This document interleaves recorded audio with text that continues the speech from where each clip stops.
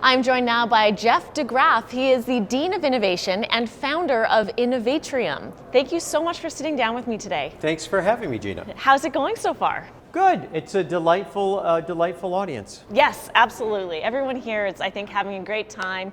Everyone's here in person, which feels like a big deal. Yeah, it is. Speaking of which, it's been a pandemic for the last few years. How have you had to adjust?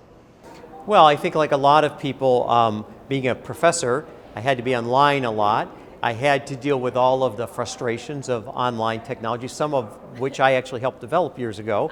So that's kind of taking a spoonful of your own medicine. It also was a great time to rethink how I work.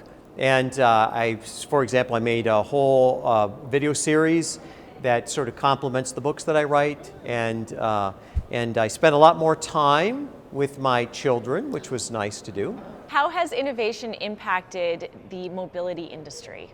Well, one of the interesting things is I'm not sure we're going to be driving. I'm not sure we're going to be buying. The whole idea of whether it's going to be EV or hybrids or, is it going to be the automobile industry that controls this industry? Is it going to be the digital industry out of Silicon Valley that controls this industry? We're seeing some very different things here. And of course, the obvious thing that's changed, as I said in my plenary talk here, is if you look at all of the automobile industry's top 10 companies in terms of cars sold, and you simply look at Tesla, Tesla's worth more than all of them together times 2.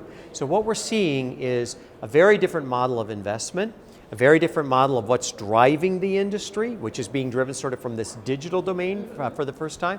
So we're seeing not only in the manufacturing of cars, but actually in the consumption of cars, this complete change. And I suspect the biggest change is going to be smart cities.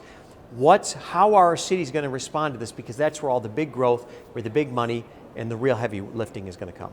And so interesting because a lot of people fled the cities when the pandemic happened, and now it's going to take a lot to really draw people back. Yeah, it is, and that's part of what I was getting at. I'm saying that it's not the minor things that are different. It has to do with sort of people's belief systems. What they actually think works and what they don't think works has really changed after the pandemic. It'll be interesting to see how it plays out, not only economically but politically as well. I think the big thing about all of this is that there's a democratization of innovation in this country that's being rekindled.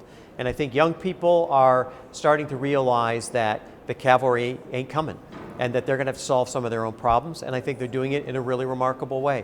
And rather than judging them, I hope that we can be helping them because the new needs friends. That is a refreshing perspective. So thank you so much for sitting down with me. Thanks for having me, Gina.